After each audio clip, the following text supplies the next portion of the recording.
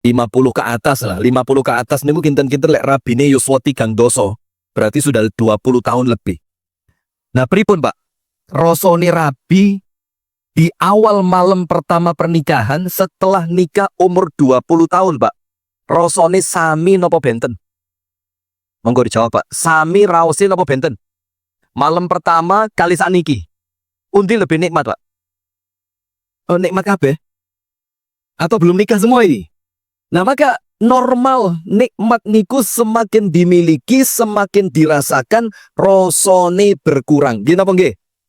Nah niki mantu niki insyaallah suguhannya apa, Dok? Sate. Wah, sate. Sate niku lak enak Masya Allah. Sate gule, wah jos. Tapi lek panjenengan saben dinten sedinten ping 3 sate gule niku diterusaken 3 sasi. Pripun raose sate, Pak? Malah milih pecel nih kira-kira nggih ya? Ngene iki enakan pecel, enakan lalapan lele. Karena apa? Setiap kita rasakan maka nikmat itu rasanya akan berkurang. Termasuk pernikahan. Pun jujur mawon panjenengan betul sawedi, Pak. Ini kayaknya istrinya datang ini. Serawani ngomong ini. Nah, maka tentu rasanya akan berkurang. Malam pertama, bagaimana Dokter Vimana? Wah, campur dredeg, isin, penasaran, karep, apalagi campurnya. Dredeg, isin, penasaran, karep. Malam pertama rumian loh, Pak. Greget. Wah, Masya Allah. Tapi dibandingkan sekarang setelah menikah 20 tahun, 30 tahun, itu rasanya berkurang. Nah, maka kuncinya, panjenengan sedoyo sampun apal ayat la in syakartum la azidannakum. Kalau nikmat yang Allah berikan kepada panjenengan, nikmat niku disyukuri, niku tambahan dari Allah, dari nikmat yang panjenengan syukuri, salah satu artinya apa? Rasanya tidak berkurang. Terus rasa nikmate niku tetap pangga seperti panjenengan pertama memilikinya.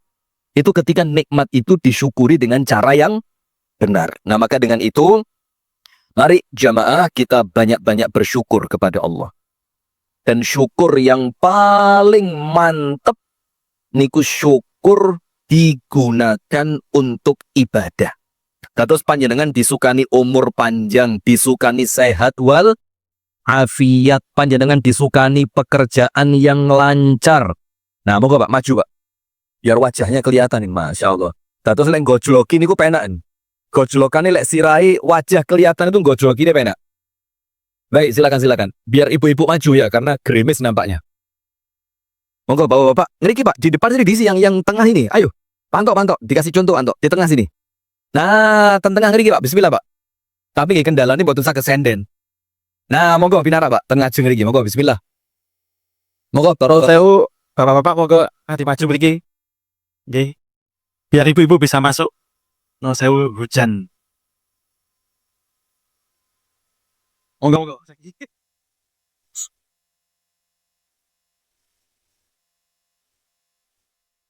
Iya, bismillah Pak, maju ngeriki Pak. monggo. Ayo ibu-ibu masuk, Bu. Tengah ngeriki lho Pak, sakit Pak, tengahnya kosong nih. Ayo bismillah, tengahnya ngeriki lho. Nah, bismillah, bismillah. Nanti yang mau maju hadiahnya banyak ini. Ada hadiah umroh, haji, nikah lagi. Weh, alah, jari ibu-ibu. Ojo, nggih pun boten usah. Bismillah, silakan sambil panjenengan maju. Bismillah. Saya lanjutkan. Jadi, cara mensyukuri nikmat yang paling tepat itu dengan nikmat yang Allah beri digunakan untuk ibadah. Nikmat waktu digai ibadah, nikmat sehat digai ibadah, nikmat sugih didamel ibadah, nikmat kekuatan digunakan untuk ibadah. Sehingga ketika kenikmatan yang panjenengan miliki menjadikan panjenengan semakin dekat dengan Allah, itulah hakikat nikmat dunia tembus akhirat. Ngeten. Nikmat dunia tembus akhirat.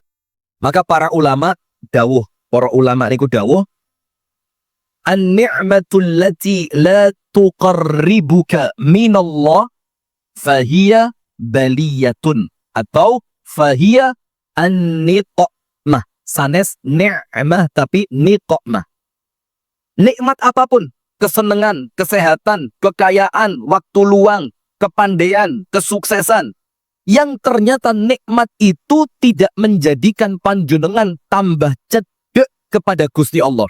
Gak tambah khusyuk, gak tambah ajet ibadai, gak tambah istiqomah. Nikmat itu tidak menjadikan panjenengan sregep ngibadah. Maka pada hakikatnya, aslinya itu bukan nikmat tapi musibah. Nah, terus diangen-angen, Pak. Tambah soge, kudune tambah ibadah. Tambah sukses, tambah istiqomah. Tambah pinter, tambah tawadhu, rendah hati. Tambah soge, sodakoe semakin banyak. Nah, itulah hakikat nikmat yang menjadikan kita dekat kepada Allah ketika nikmat itu digunakan untuk beribadah, mendekatkan diri kepada Allah. Dong, ya, Pak? Pak, Bu, sehat? Kapan sakit? Pertanyaannya gak enak. Kapan sakit? Sudah, mungkin-mungkin sedoyo sehat walafiat. Amin. Salawat beriring salam semoga tercurahkan kepada uswah kita, suri tauladan kita, Nabi besar, Nabi agung, An-Nabi Muhammad sallallahu alaihi wasallam.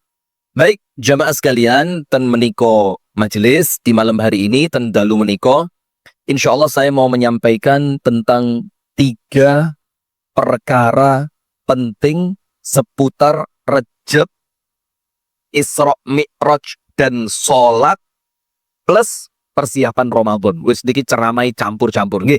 Sing penting mandi manfaat. Nggih pun manfaat nggih, sing penting manfaat. Nomor setunggal. Kita akan berbicara tentang bulan Rajab. Niki kita sudah di penghujung bulan Rajab. Niki pun di bulan Rajab yang mendekati akhir. Bulan Rajab itu jamaah Bapak Ibu ingkang minulya, bulan Rajab niku bulan 1 di antara 4 bulan suci. Bahkan Ramadan niku boten mlebet ten bulan suci. Dados panjenengan maos ten spanduk-spanduk selamat datang bulan suci Ramadan. Niku salah nggih boten, cuma kurang tepat. Karena bulan suci dalam Islam itu ada 4. 3 berurutan, yang 1 terpisah rodoado. Itu 4 bulan suci. Nomor setunggal, Dzulqa'dah. Bulan apa, Pak? Dzulqa'dah. Kalau bahasa Jawanya, Dzulqa'idah. Apa Jawanya apa Dzulqa'dah itu? Apa, Pak? Wis itulah kira-kira ya. Dzulqa'dah. Yang kedua, Dzulhijjah. Lek Jawane besar. Kemudian 1 berikutnya, Al-Muharram, kalau Jawanya Suro. Terus 3 niki berurutan.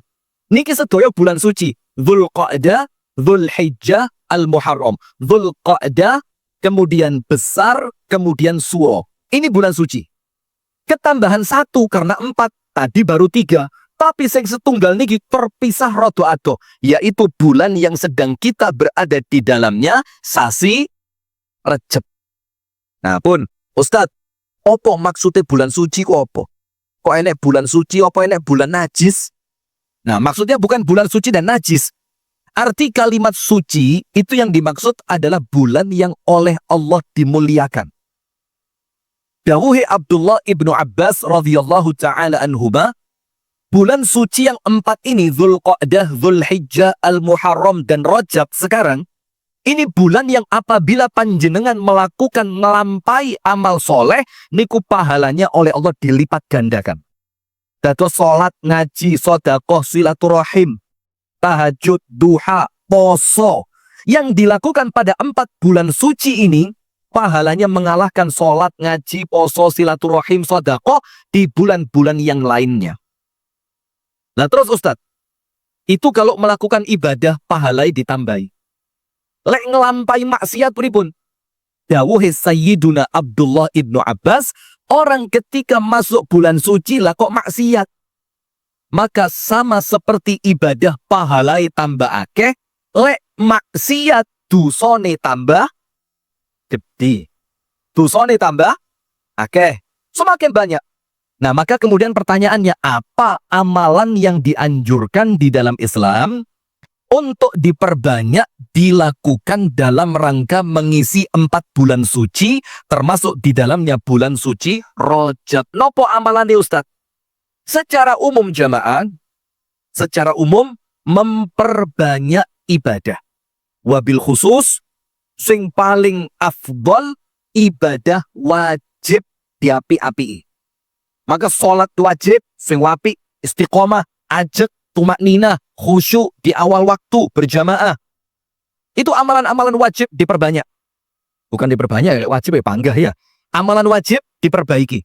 Kemudian amalan sunnah diperbanyak. Itu secara umum. Plus, tambahanin apa? Lek panjenengan saged maksiat ditinggal belas. Saged, Bu? Oh, panjenengan rasan-rasan kok insya Allah. Lah ngerasani niku maksiat boten? Oh, boten. Boten maksiat atau boten ngerasani? Boten ngerasani nggih. Alhamdulillah. Nah, maka kemaksiatan dihindari. Termasuk maksiatnya seorang istri nyentak bojone. Nate boten? Nate napa sering? Hah? Boten. Lah niki para bapak ini panjenengan lihat. Tubuhnya kurus-kurus semua lu, Masya Allah.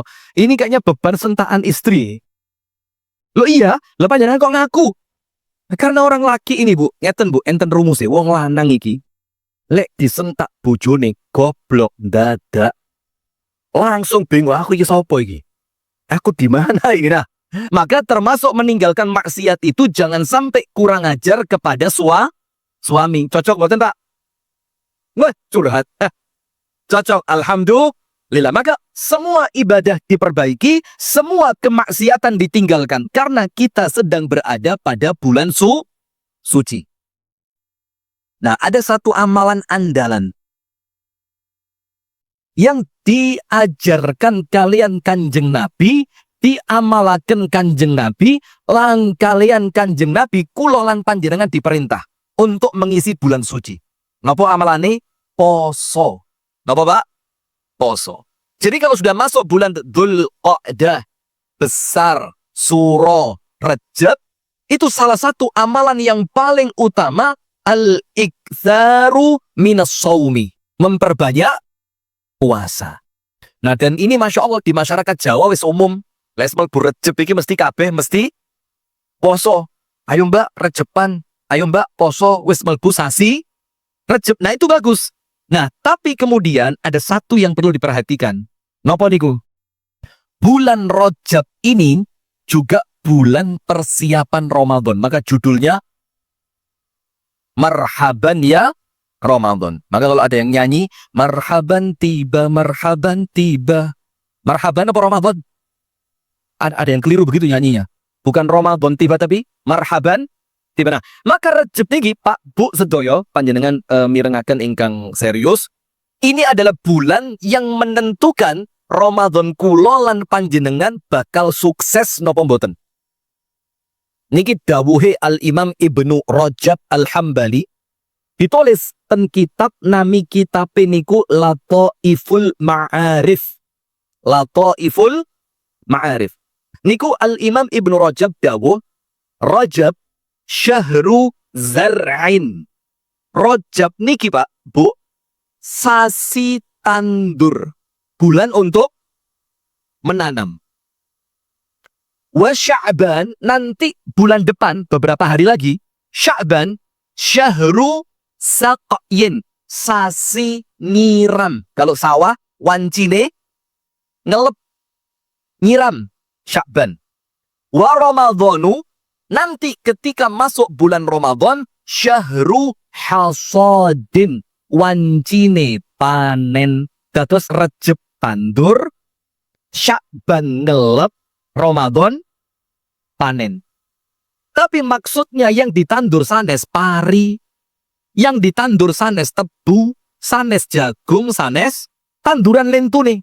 Tapi yang ditandur pada bulan Rajab ini amalan yang nanti akan panjenengan amalkan pada bulan Ramadan. Maksudnya apa?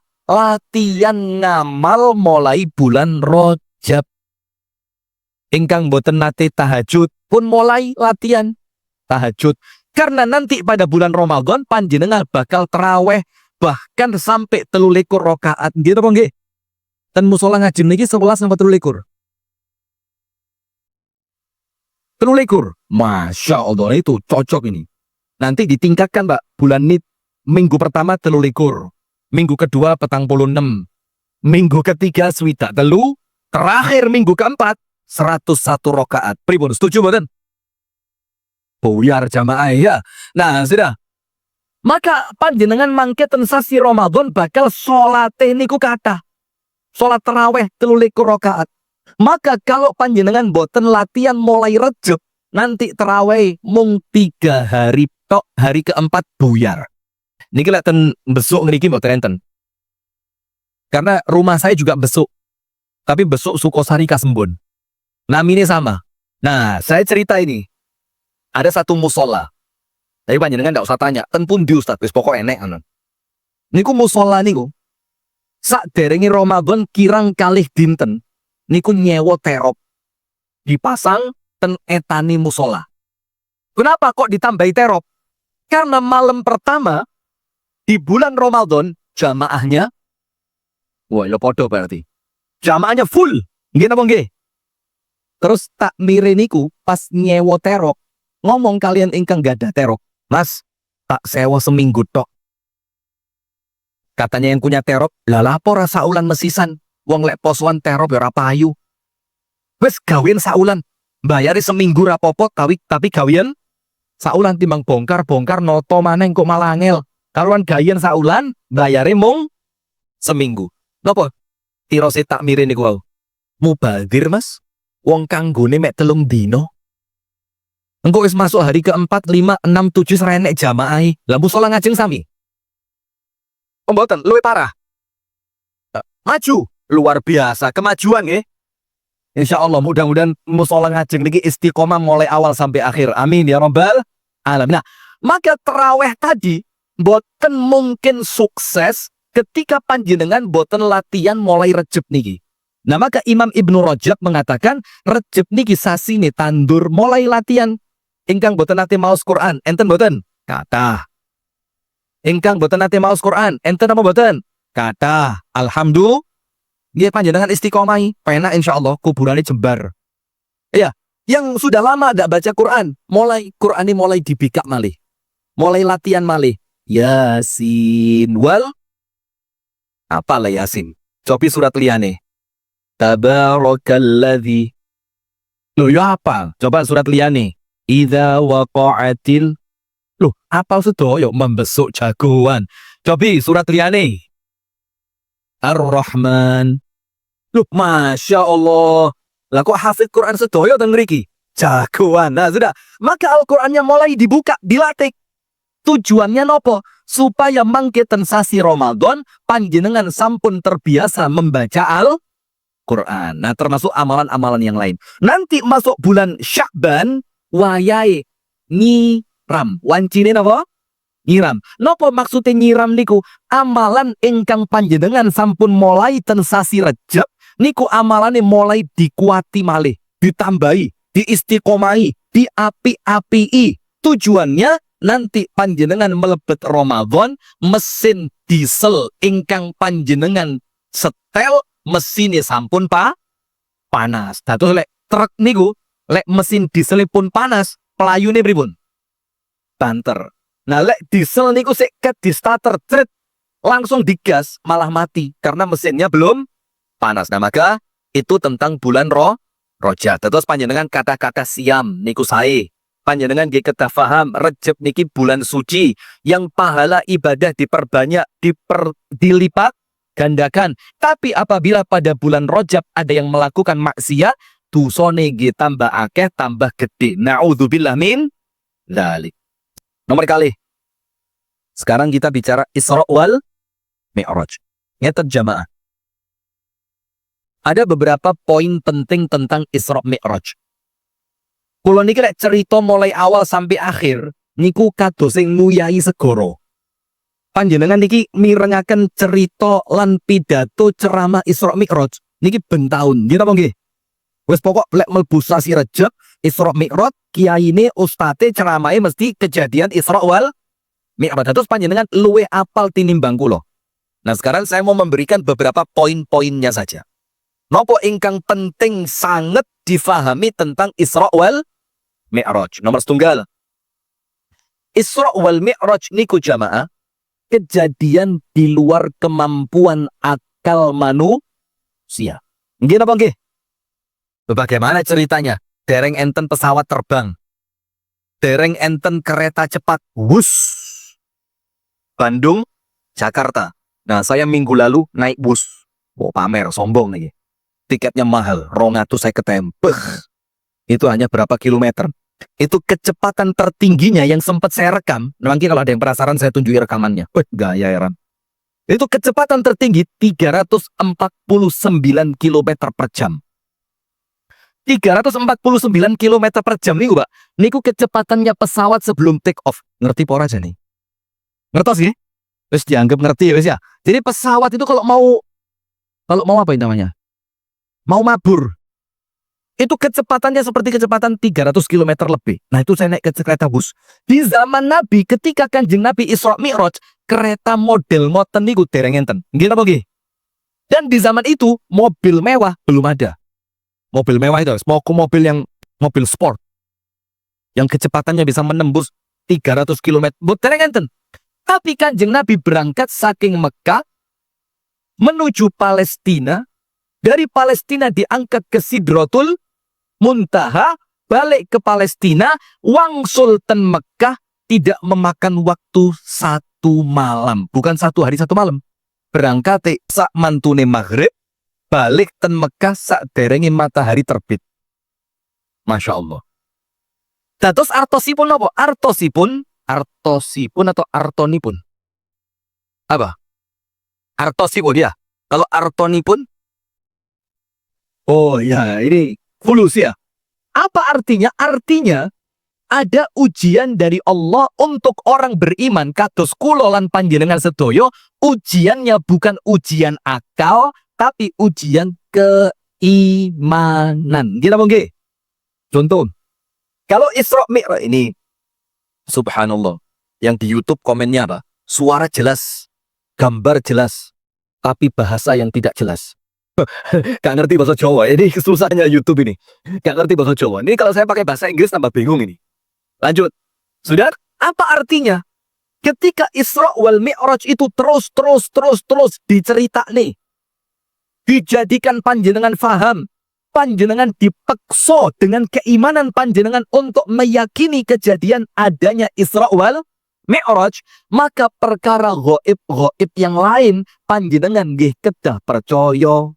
Contoh, nikmat dan azab kubur. Enten tiang niku mlebet kuburan, enten kuburan niku dados taman surga, tapi tiang lintune enten sing kuburane malah dados lembah atau lubang dari api neraka. Apa artinya? Ada nikmat dan azab di alam kubur. Saged ketinggal meripat napa mboten? Saged ketinggal kalian meripat napa mboten? Mboten. Saged dimirengaken kalian kuping mboten? Nah, kuping ini bahasa Jawa halus apa? Tarian. Taningal. Paningal. Iki lho. Talingan. Nah, talingan. Mboten saged dimirengaken kalian talingan. Mboten saged.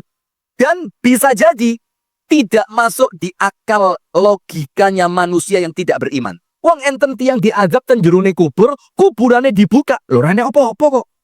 Kafane panggah. Kuburane yo panggah. Telisi ese oto, lo mosok diazab. Nah, itulah yang menjadikan kula lan panjenengan dengan keimanan kita diceritani Isra wal Mi'raj yang itu betul-betul terjadi di zaman Nabi lan saksine kata kalau Isra Mi'raj terbukti dengan orang-orang yang melihatnya di zaman itu, maka kula lan panjenengan diajak percaya pada perkara gaib yang lain, nikmat kubur dan azab kubur, kebangkitan setelah alam kubur, adanya hari pembalasan, sampai terakhir kulolan panjenengan diajak percaya dengan adanya surga dan neraka. Nah, tapi sayangi kata tiang-tiang niku dados pejabat lali akhirat. Enten apa kata? Provokatif. Bah, hati-hati loh, Bah. Enten undang-undang baru loh, Bah. Nah, banyak pejabat sudah menjadi pejabat lali akhirat. Kata no enten. Lebay langsung mental mawon. Langsung ketakutan. Banyak, tidak salah timba. Kata. Nggih napa nggih? Lah sak niki lho, Pak, kantor pajak itu digeledah oleh gak ngrungokno berita blas wis iki wis. Kantor pajak pusat digeledah oleh KPK dan KPK menyita beberapa berkas termasuk uang. Berarti enten korupsi napa mboten? Berarti ku pejabat napa sanes? Wes lanjut aja daripada bahaya ini. Nah, sudah lanjut. Maka kejadian Isra Mi'raj niku jamaah, Mekah, Palestina, Baitul Maqdis niku lek kilometer itu sekitar 1.200 kilometer lebih. Dados Gurah, Jakarta, balik sampai Pekalongan itulah Mekah, Baitul Maqdis. Gurah, tembus Jakarta, saking Jakarta panjenengan balik ten Pekalongan itu 1.200. Bali nggih sami 1.200 malih. Dados PP 1.200 pindho pinten? Jangan korupsi ya. 1.200 ping pindho 2.600. Nah, dilongi mesti. 2.400 km. Zaman orang di zaman itu kendaraan tercepat mereka kuda. Sementara sak banter-bantere jaran Mekah Palestina itu ditempuh 1 bulan. Istirahat, gawe tendo, ngerambut jarane, yang gawe mangan, masak, segala macam, berangkat tok saulan, mulai saulan, Kanjeng Nabi tidak sampai semalam. Dan itu terbukti dengan Kanjeng Nabi bisa menceritakan apa yang terjadi di Baitul Maqdis. Masya Allah. Nah, terus enten cerita lucu. Sak mantune Kanjeng Nabi niku wangsul dugi ten Mekah. Niku Kanjeng Nabi cerita. Wong Mekah tak ceritani. Tadi malam saya jalan ke Baitul Maqdis. Saya ketemu di Baitul Maqdis tempat seperti ini. Saya ketemu rombongan pedagang, perniagaan, kafilah dagang. Dengan jumlah pasukan segini. Ketemu semua. Sampai pagi ini, saya kembali tiba di Mekah sebelum matahari terbit. Orang Mekah bilang apa? Tabrus. Kalau orang besok ngomongnya pret. Lah kok Mekah, Baitul Maqdis, balik Mekah, sampai sewengi. Terus sebagian di antara orang kafir Quraisy itu mengatakan apa? Kita ini menuduh Muhammad itu gila, gendeng, tapi randuwe bukti. Apa yang menjadikan Muhammad itu kita tuduh dengan tuduhan gila? Lah saiki Muhammad ngaku dhewe lek wonge asli gendeng. Lo mana mungkin Mekah Baitul Maqdis gak sampai sewengi, balik ke Mekah lagi gak sampai semalam. Terus orang kafir Quraisy bilang apa? Tiba nih, ternyata Muhammad betul-betul gila. Sudah seneng wong kafir Quraisy. Alah tenanan gendeng Pak nih. Tidak lama setelah itu orang-orang kafir Quraisy tadi ketemu Sayyiduna Abu Bakar radhiyallahu anhu. Ketemu Abu Bakar. Cerita nih, Abu Bakar, ini yo. Kilo koncomu rotok mencek. Lu eneng apa?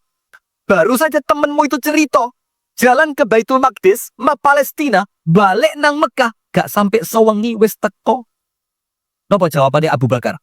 Abu Bakar menjawab, in qala dzalika faqad sadaq.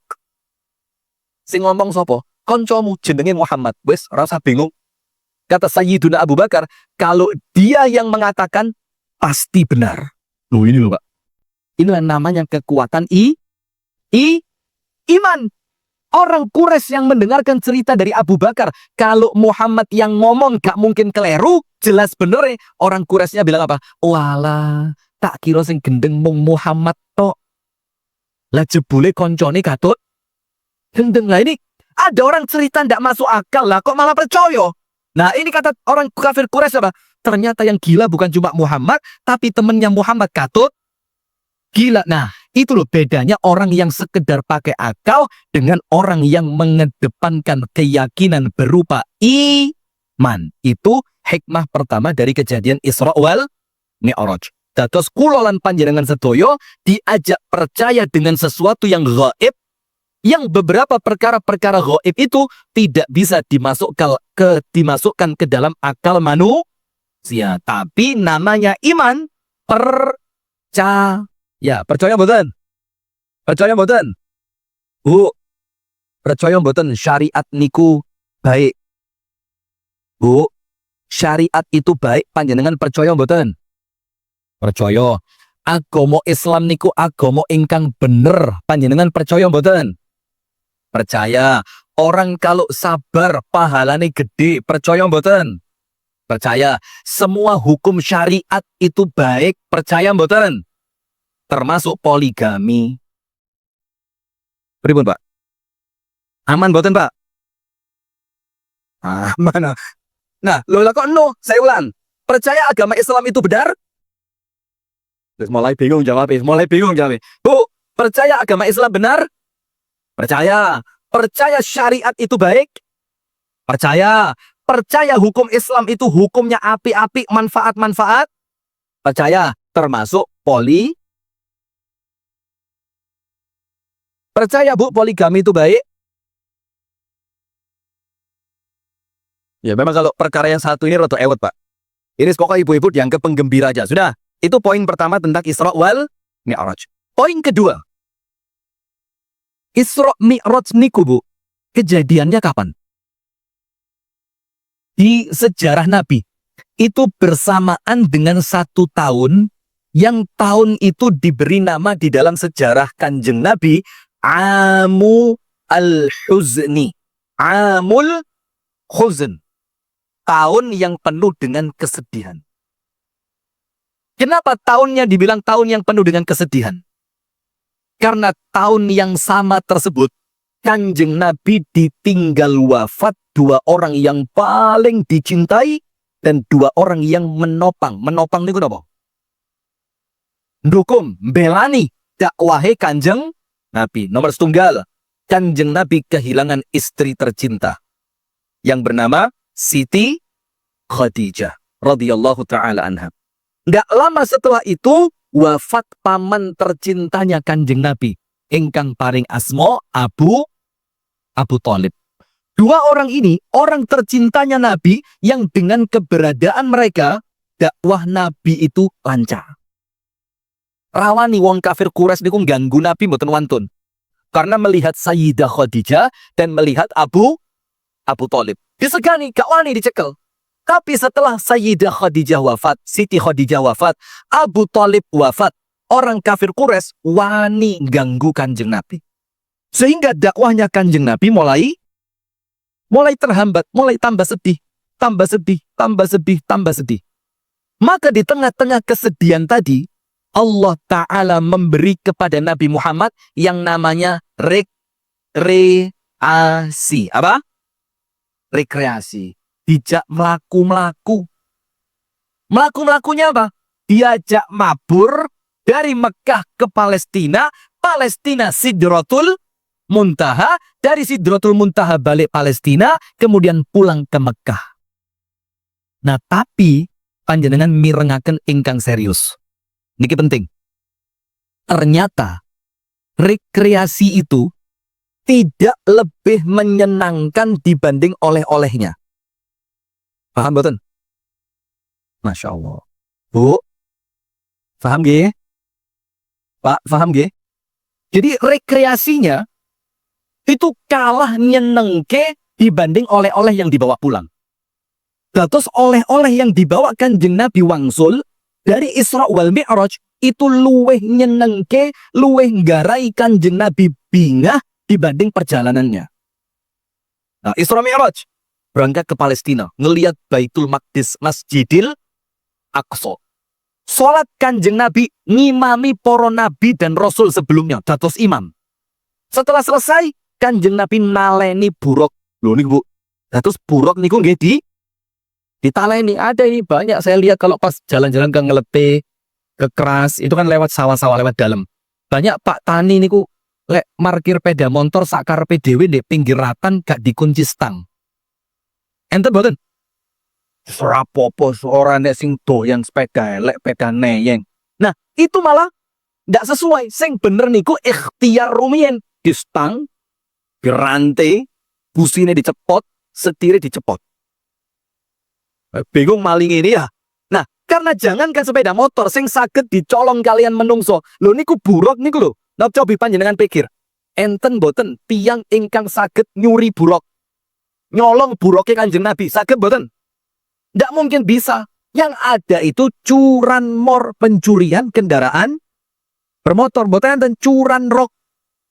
Pencurian kendaraan buruk boten enten. Tapi ikhtiar Kanjeng Nabi buroke ditaleni. Itu menunjukkan apa? Pentingnya melakukan ikhtiar. Sudah.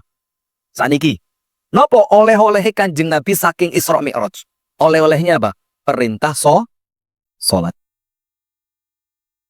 Dalam perintah salat niku, insya Allah panjenengan sampun nate mireng hadise. Niki hadis sahih diriwayatkan oleh Al-Imam Al-Bukhari. Awalnya jamaah, salat itu dalam satu hari satu malam itu 50 kali. Gitu apa nggih?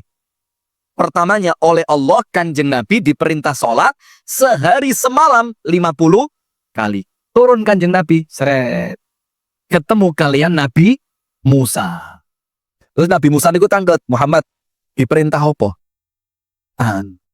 Kalian Gusti Allah diken salat. Tuh, ping piro? 50. Napa jawabane Nabi Musa? Muhammad, umatmu iki wong besuk ora mungkin kuat. Mosok sedina salat ping 50. Lah kerjane kapan, ngerokoke kapan nggih ya? Iki rokokan tak 5 menit 10 menit ya, ngopi, ngerokok, cangkruk, kopi pangku, enten boten? Besok kopi pangku enten? Boten guyang-guyu Pak, enten boten? Boten, nanti diadakan ya, biar seru. Bah ngawur, mari pengajian malah rusak ini, sudah? Nabi Musa mengatakan, Muhammad, minta keringanan kepada Allah, kuat umatmu itu. Berangkat Nabi Muhammad balik. Gusti Allah, pripun lek dikasih keringanan. Umat kula niki kadose males-males nih. Niki kadose napa kenyataan nih? Kenyataan apa kemungkinan? Akhirnya oleh Allah dikasih keringanan. Turun kepada Nabi Musa. Wes nyangen maneh ra kuat. Naik lagi, nyenyan. Turun lagi. Nabi Musa ngomong, nyangen maneh ra kuat. Naik lagi, turun lagi. Sampai terakhir dari 50 menjadi 5. Turun Nabi Muhammad ketemu Nabi Musa. Piro? Gansau. 5 ya. Jaluk keringanan maneh. Wes sedina pindho ae. Isuk karo sore sedina pindho. Munggah. Napa? Jawabane Nabi Muhammad. Istahyaitu mir Rabbi. Moh aku isin karo Gusti Allah. Wis awale 50 mudhun sampai kari 5 lah kok sing njaluk keringanan. Nah, akhirnya sholat 5 waktu itu jamaah, sholatnya 5 pahalanya seperti 50. Allahumma amin. Nah, maka dengan itu Nabi Muhammad mengatakan wa ju'ilat qurratu aini fis salat. Penutup. Bis. Enggak terasa, Masya Allah. Saya enggak terasa jamaah kerosok kabeh nih. Ini ada cerita lucu. Kula ceritani dados penutup nih. Enten ten Malang niku namine Masjid An-Nur Jagalan, Malang Kota. Masjid An-Nur Jagalan. Niku lek Ramadan masuk 10 hari terakhir. Niku terawih ping kalih. Terawih sak mantune Isya. Terus terawih di tengah malam, mulai jam 1 sampai jam 3 malam. Itu jamaah dikan milih. Ya wis milih mari terawih mari Isya yo kena. Milih terawih bengi yo kena. Ada yang bahkan 2 kali. Habis Isya terawih sampai witir, malam ikut terawih lagi tanpa witir. Nah sudah. Namanya terawih 10 hari terakhir Ramadan jamaah. Niku sak mantune terawih pas sholat witir ten rokaat terakhir, rokaat ketiga witir, itu enten namanya doa kunut witir. Gimana Bang Boten? Doa kunut. Doanya seperti yang panjenengan biasa dengar ketika kunut subuh. Allahumma hdina fiman hadait wa afina fiman afait wa tawallana. Terus dan ditambahi doa-doa yang lain seperti doa khatmil Quran. Panjang. Allahumma qsim lana min khasyatika ma tahulu bihi bainana wa baina ma'asiyatik wa min ta'atika ma tuballighuna bihi jannatak wa min al-yaqini ma tuhawwinu bihi alaina masa'ib ad-dunya. Allahumma matti'na bi asma'ina wa absarina wa quwwatina abadan ma abqaitana. Panjang.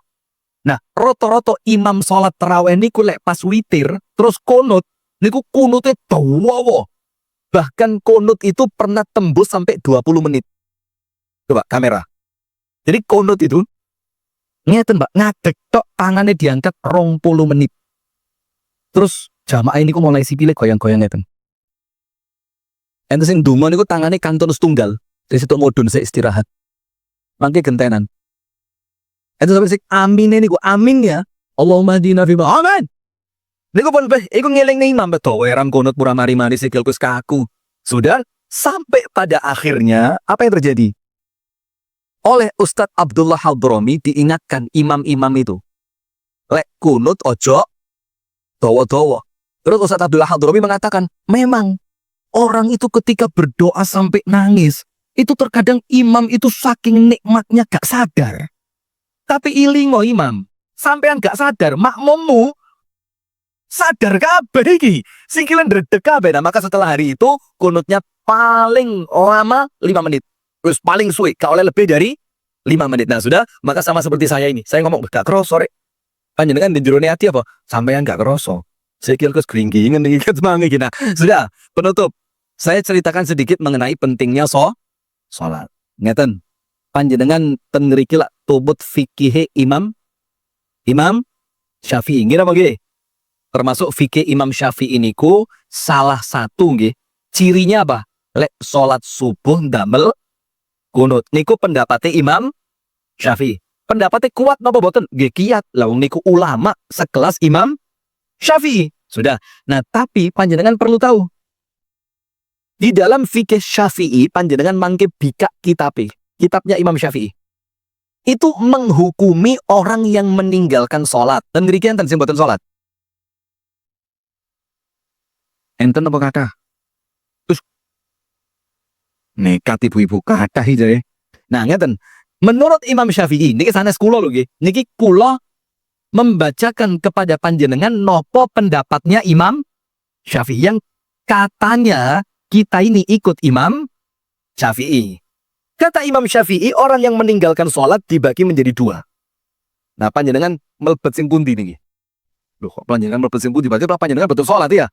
Dibagi 2. Nomor 1. Mboten sholat karena males. Tapi jerone ati ngerti, sholat iki jane ya wajib. Tapi awakku males. Kerja, di sawah, durung aduse, ganti kelambine, alah ruwet, males, ra usah sholat. Tapi dia mengakui sholat itu hukumnya wajib. Orang yang pertama ini kata Imam Syafi'i dihukumi fasik. Dihukumi apa, Bu? Fasik. Yang kedua, meninggalkan sholat karena menganggap sholat itu tidak wajib. Sholat ngono ra wajib. Sing wajib eling. Pokoknya sampean wis eling, ra perlu. Nah, enten orang yang berpemahaman seperti itu. Ya ada saja. Oh, penting eling ini pokok ditentang. Pokok eling ra usah sholat ra apa-apa. Dia menganggap sholat itu tidak wajib. Karena dia menganggap tidak ada kewajiban sholat. Kemudian dia meninggalkan sholat. Orang yang kedua, kata Imam Syafi'i, hukumnya murtad. Napa hukumnya? Murtad. Murtad niku berarti kafir. Boten malih dianggap agamane Islam. Nah, tapi jamaah, antara yang pertama yang meninggalkan karena males dihukumi fasik, dan meninggalkan karena tidak menganggap sholat itu wajib dihukumi kafir, napa dawuhe Imam Syafi'i? Dua-duanya dihukum pancung. Imam Syafi'i. Panjenengan tumput sinten? Ini kalau kita ikut Imam Syafi'i, ini warga besuk telas nih. Enteng.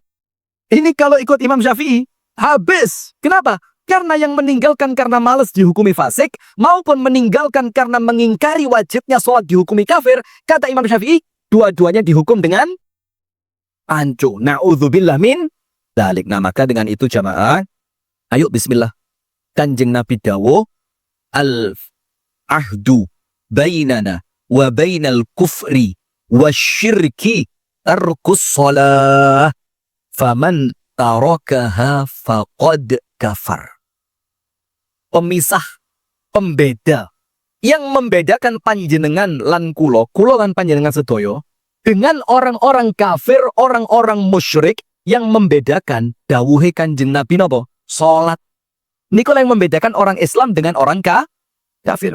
Kalau sudah sholatnya ditinggalkan, faqad kafaro, maka orang itu telah jatuh pada perbuatan kufur. Nah maka saya ngomong sama teman-teman saya di mana-mana, sing ngomong itu, sing senengane cangkruan, senengane ngopi, kadang-kadang yo sik nakal. Saya bilang sama mereka apa? Dan tobat. Tapi sak nakal-nakale sampean ojo sampai wani ninggal sholat. Karena orang Islam ini, Pak, sak gede-gedene dosa sing tahu dilakoni, sing penting wongi sholat, dia ndak keluar dari Islam. Tapi lek sholatnya sampun ditinggal, maka dia khawatir terjatuh pada hukum kafir. Nah, maka dengan itu ada, saya akui, tiang niku wis pun kadung kaset, wis ketok sak dawane umur ra tau sholat. Lek kate sholat nang musola, diwasne kancane, isin. Apalagi kalau teman-teman di musola rodok piyen. Ini ketemu orang nang musola, langsung lambe nih, dengaren. Lu wong nang musola didengaren. Ini malah males, akhirnya pore gak nang sholat. Ketika ada teman baru melebet masjid, ini kok disenteng nih, Pak. Masya Allah, Mas. Katanya mati dah. Loh, teman-teman ini ya. Nah, maka kalau ada orang baru, disemangati. Tapi, kalau panjenengan tetap kisin, malu berangkat ke masjid, minimal tetap sholat walaupun di rumah. Ngerti nggih? Insya Allah mudah-mudahan manfaat. Ini yang dapat saya sampaikan, pas sudah 7 menit. Dari apa yang telah kami sampaikan, semoga ada manfaatnya. Saya kembalikan kepada Dr. Vimana, mungkin ada 1 atau 2 pertanyaan. Falyatafaddal. Matur nuwun sangat Ustaz. Ngapunten nanti pertanyaannya 6 Ustaz. Bukan 1 2 ya. 6. Bapak Ibu sekalian, nuwun sewu, di malam ini kami menyediakan 6 door prize untuk Bapak Ibu yang beruntung. Mudah-mudahan nanti jenengan yang beruntung ya bisa angkat tangan ya tadi ya untuk mengajukan pertanyaan ya. Persyaratannya nanti antar penanya itu tidak boleh dalam satu rumah. Artinya nanti biar merata door prize-nya. Pertanyaannya singkat mawon, nanti non sewu karena udah malam, mungkin juga dari Ustaz juga singkat-singkat mawon. Oke, saya mulai. Mas Ita coba diperhatikan non sewu. Kita mulai ya, angkat tangan. Monggo Pak. Pak Jarwo.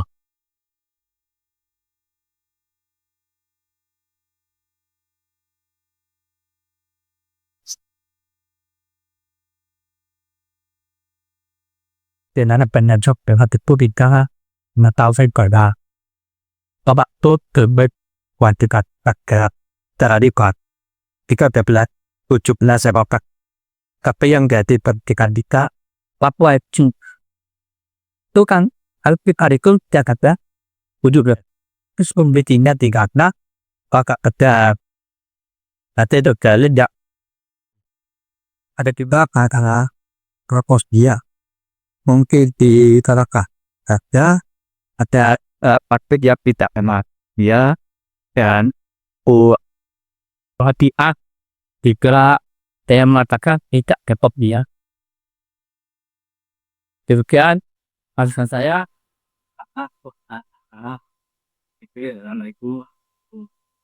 Waalaikumsalam. Monggo langsung ya Ustaz. Iya, satu dulu biasanya tidak lupa. Matur suwun, pertanyaannya Masya Allah, ini berbobot sekali. Yang pertama mengenai pentingnya sholat dari kisah Isra wal Mi'raj yang sampai kemudian dalam 1 hari 1 malam itu kalau dikumpulkan jumlahnya 17 rakaat. Subuh, zuhur, asar, maghrib, dan isya. Tapi kemudian kalau hari Jumat itu tidak sampai 17. Karena zuhur yang awalnya 4 itu diganti menjadi 2. Yang pertama disebutkan di dalam kitab-kitab fikih 2 rakaat yang dikurangi 4 jadi 2 itu tergantikan dengan khutbah Jumat. Jadi diganti dengan khutbah Jumat. Sehingga sebagian ulama mengatakan 2 yang dikurangi dari zuhur 4 menjadi 2 rakaat Jumat itu lorone diijoli khutbah. Jawaban yang kedua, ini merupakan syariat yang sifatnya tauqifiyah. Terus ibadah itu ada yang namanya tauqifiyah. Tauqifiyah itu artinya apa? Tauqif itu artinya mandek. Mandek itu apa? Yo mandek seperti apa yang dicontohkan oleh Kanjeng Nabi. Panjenengan kula sukani contoh. Contohnya ngeten. Artosipun nopo ingkang diajaraken Kanjeng Nabi nggih niku ingkang kula lan panjenengan amalaken.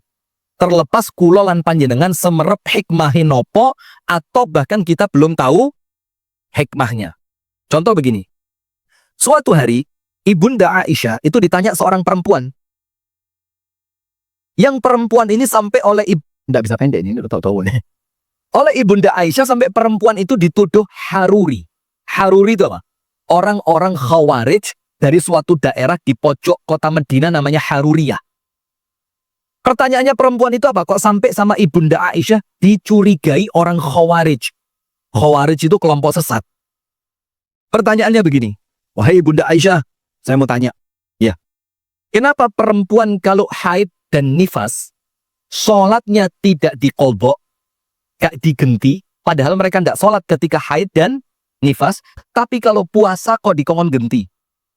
Kenapa sholat gak digenti, poso dikon ganti? Kenapa sholatnya tidak diqodho, sementara puasa harus diganti qodho di lain hari? Ibunda Aisyah mengatakan apa? Hakadha umirna. Loh, karena memang perintahnya begitu.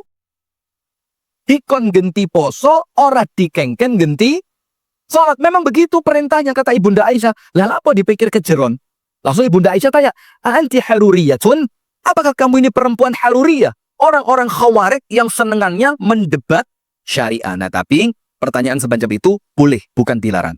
Maka dengan pertanyaan seperti itu, jawaban ulama yang pertama, 2 rakaat yang dikurangi tergantikan dengan khutbah. Maka orang yang tidak sholat Jumat, sholatnya di rumah, karena gak ngerungokne khutbah, sholatnya walaupun hari Jumat bukan 2, tetap 4. Seperti siapa? Perempuan. Wallahu ta'ala a'lam bishawab. Pertanyaan kedua, mengenai apa tadi? Sholat qobliyah. Sholat qobliyah dan ba'diyah. Begini, termasuk qobliyah Jumat. Ada sholat sunnah rawatib. Sholat sunnah rawatib itu artinya rawatib. Rawatib itu yang mengiringi sholat wajib. Dia bisa menjadi penambal sholat wajib yang kurang sempurna. Ditambal dengan sholat sunnah rawatib. Nah, rawatib itu ada yang namanya qobliyah sebelum sholat wajib. Ada yang namanya ba'diyah setelah sholat wajib. Nah, sholat sunnah rawatib itu dibagi 2 dalam fikih. Ada yang sunnah, ada yang sunnah muakkadah, sangat ditekankan, ojo sampai ditinggal. Ada yang tidak termasuk rawatib tapi boleh. Contoh, tidak termasuk rawatib tapi boleh. Sebelum asar. Sebelum asar itu boten enten qobliyah, tapi panjenengan sholat 2 rakaat sebelum asar boleh. Bahkan 4 rakaat sebelum asar boleh, tapi tidak termasuk rawatib. Walaupun hukumnya boleh. Tapi setelah asar, haram sholat sunnah. Contoh yang lain, sebelum maghrib dan sebelum isya, itu tidak ada sholat sunnah rawatib. Tapi melakukan sholat sunnah sebelum maghrib dan sebelum isya, ada dalilnya. Nabi Muhammad mengatakan, liman sya'a, untuk yang mau. Tapi tidak ditekankan di dalam sholat sunnah rawatib. Nah, maka sholat sunnah rawatib dibagi 2. Ada yang masuk dalam rawatib yang sangat dianjurkan, ada yang tidak masuk tapi boleh. Nah, sekarang yang rawatib kita hitung. Jumlahnya 12. Jumlahnya berapa? 12. Ini yang rawatib, sholat sunnah qobliyah dan ba'diyah. Orang yang sholat sunnah 12 rakaat rawatib, maka setiap hari dijamin untuknya 1 istana di surga. Tapi rolas jangkep. Kita hitung. Sebelum subuh, 2. Ini yang sangat dianjurkan, tidak pernah ditinggal Nabi, walaupun sedang safar, tetap dilakoni. Karena pahalanya lebih baik dibanding dunia beserta seluruh isinya. Kemudian, sebelum zuhur 4. Berarti berapa? 2 tambah 4? 6. Setelah zuhur, 2. 6 tambah 2, 8. Kemudian sebelum dan setelah asar tidak ada. Sebelum maghrib dan sebelum isya tidak ada. Tapi setelah maghrib 2, setelah isya 2. Sekarang 8 tambah 4 berapa? Nah, itu yang masuk rawatib. Yang tidak masuk rawatib, boleh. Setelah zuhur tadinya rawatibnya 2 jadi 4, boleh. Sebelum asar tidak ada sholat sunnah rawatib. Panjenengan 2 boleh, 4 boleh. Bahkan kalau 4, dalilnya dalam kitab Bulughul Maram dikatakan rahimallahu man shalla arba'an qabla al-asri. Allah merahmati Allah merahmati orang yang sholat 4 rakaat sebelum asar. Paham gak? Nah, sekarang sebelum Jumat. Ini dawa yang sebelum Jumat nih. Sebelum Jumat itu jamaah, ada pendapat yang mengatakan tidak ada sholat sunnah qobliyah.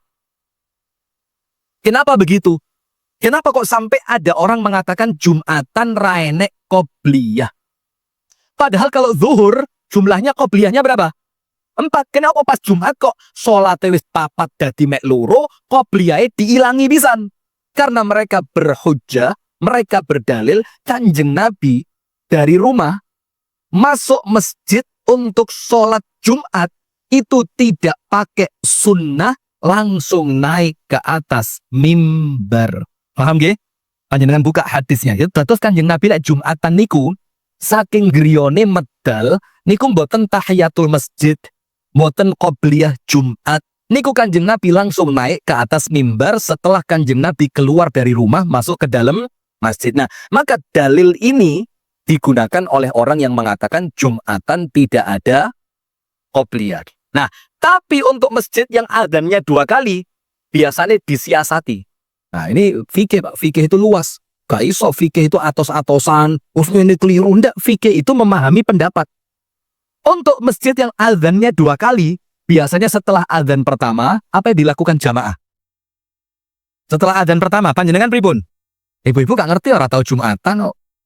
Panjenengan Jumatan mboten, Bu? Males saya. Bukan karena males ya, memang gak wajib untuk perempuan. Sudah, rata-rata jamaah langsung berdiri. Karena dianggap wis adzan. Kalau dianggap wis adzan, berarti masuk waktu zuhur. Sampun manjing. Kalau sampun manjing panjenengan sholat saderenge fardu, namine sholat sunnah. Itu yang difahami dianggap qobliyah Jumat. Tapi kan tidak dilakukan setelah adzan kedua kan? Karena setelah adzan kedua, itu khotib langsung berkhutbah. Sementara mendengarkan khutbah itu penting. Bahkan Imam Syafi'i mengatakan, mendengarkan khutbah itu, tidak mendengarkan khutbah, guyon, itu menjadikan pahala Jumatane batal. Wallahu ta'ala a'lam bissawab. Siap, hadiahnya yang paling besar ini. Ada pertanyaan yang mau mantep medeni. Matur suwun nggih, mugi-mugi saged jawab pertanyaan ini kuat. Mohon maaf ini karena sudah cukup malam, nanti diubah Ustaz. Tadi yang bertanya, yang jawab ya. Wis gitu aja. Kino sewu, kakaknya dulu apa kakaknya dulu Ustaz? Atau saya langsung tunjuk aja. Saya lihat kegiatannya serius karena ke malam ini mau langsung ke Babat. Ya, Urusan subuh, besok subuh di Babat, jam 8 di Babat, jam 1 Gresik, ba'dal Isya Gresik, besoknya Trenggalek. Panjenengan doakan saya sehat nggih. Amin. Langsung aja, tak pilih. Panjenengan Mbah yang tadi bilang pejabat yang lupa akhirat kata. Niki saderenge enten masalah kalian polisi kula sukani hadiah rumin.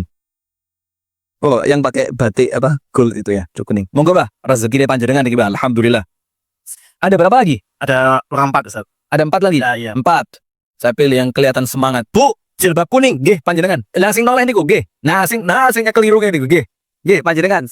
Panjenengan kepo sama uang agak tama. Pripun? Angsa bot. Poligami tidak. Semangat, Masya Allah. Dapat satu ya. Yang laki-laki Ustaz. Nggih, sekarang laki-laki. Satu lagi. Saya cari yang sepuh-sepuh aja. Mbah yang pertama ketemu saya tanya, Mbah, rokoknya pundi?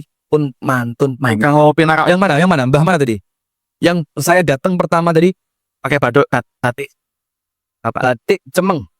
Mbah, mampu disi wau kula tangklet tiba. Rokokan boten. Sebelah Pak Bahyat. sebelah Pak No, sebelahnya Pak No. Kirinya Pak No. Yang saya pulang sholat isya tadi ya. Ya. Ya, sudah. Sisa 2. Sisa 2. Perempuan. Yang perempuan tadi. Yang perempuan. Ibu-ibu yang ikut pengajian saya baru pertama kali ini. Ayo angkat tangan. Wakai kasih dos. Wah, nyai. Nggih, jilbab merah senden pintu. Monggo, Bu. Nggih, jenengan jilbab merah senden pintu. Lho kok panjenengan nembit. Nembit sakniki mirengaken kula, Bu. Masya Allah. Lah panjenengan ten pundi mawon, Bu? Sudah, sisa 1 terakhir. Ya, apa enak monggo, Dok, panjenengan mondok. Sisa 1. Sisa 1 dari Malang. Ya sudahlah, bismillah, monggo dari Malang ya. Ini namanya sukuisme ini, kode-kode Malangi ini. Masya Allah. Moga sudah alhamdulillah rezeki. Baik, jamaah sekalian kita tutup dengan berdoa bersama nggih. Mugi-mugi panjenengan sedaya pinaringan barokah, manfaat, sehat wal afiat, istiqomah. Mangke insyaallah setelah panjang umur sedaya kalian Gusti Allah wafat dalam keadaan husnul khatimah. Amin. A'udzu billahi minasyaitonir rajim. Bismillahirrahmanirrahim. Alhamdulillahi rabbil alamin. Allahumma salli wa sallim ala nabiyyina Muhammadin wa ala alihi wa sahbihi ajma'in. A'udzu billahi minasyaitonir rajim. Allahumma ighfir lil muslimina wal muslimat wal mu'minina wal mu'minat al ahya'i minhum wal amwat innaka sami'un qaribun mujibud du'awat ya Allah ya qadhiyal hajat. Ya Allah, ampunilah dosa-dosa kami, ya Allah. Ampuni dosa seluruh kaum muslimin, baik yang laki-laki maupun yang perempuan, ya Allah. Dan ampunilah kami, ya Allah, yang masih hidup ini. Dan ampuni pula mereka di antara kaum muslimin yang telah meninggal dunia, ya Allah. Allahumma ya Rabbana ighfir lana dhunubana wali walidina warhamhum kama rabbawna sighara. Ya Allah, ampunilah dosa kami, ya Allah. Ampuni dosa kedua orang tua kami, ya Allah. Dan sayangi serta kasihi kedua orang tua kami sebagaimana mereka mengasihi kami di waktu kami kecil dahulu, ya Allah. Allahumma ya Rabbana hab lana min azwajina wa dhurriyyatina qurrata a'yun waj'alna lil muttaqina imama. Ya Allah, anugerahkanlah kepada kami pasangan hidup dan anak turun yang menyejukkan pandangan mata dan hati kami, dan jadikanlah anak turun kami pemimpin bagi orang-orang yang bertakwa, ya Allah. Allahumma barik lana fi Rajab wa Sya'ban wa ballighna Ramadan. Ya Allah, berkahilah kami pada bulan Rajab, berkahilah kami pada bulan Sya'ban, dan jadikan kami sampai pada bulan Ramadan. Allahumma inna nas'aluka taubatan nasuhan qabla al-maut. Ya Allah, anugerahkan kepada kami taubatan nasuha sebelum kami wafat, ya Allah, dan terimalah taubat dari kami, ya Allah. Rabbana atina fid dunya hasanah. Ya Allah, berikanlah kepada kami kebaikan di dunia ini, ya Allah. Wa fil akhirati hasanah, dan berikan untuk kami kebaikan di akhirat kelak, ya Allah. Wa qina adzabannar, selamatkan kami dari api neraka, ya Allah. Wa qina adzabannar, selamatkan kami dari api neraka, ya Allah. Wa qina adzabannar, dan selamatkan kami dari api neraka, ya Allah. Wa sallallahu wa sallim wa barik ala nabiyyina wa maulana wa sayyidina Muhammadin walhamdulillahi rabbil alamin. Sekian yang dapat kami sampaikan. Mohon maaf apabila ada salah dan kurangnya. Semoga ilmu yang kita sampaikan menjadi ilmu yang manfaat. Assalamualaikum warahmatullahi wabarakatuh.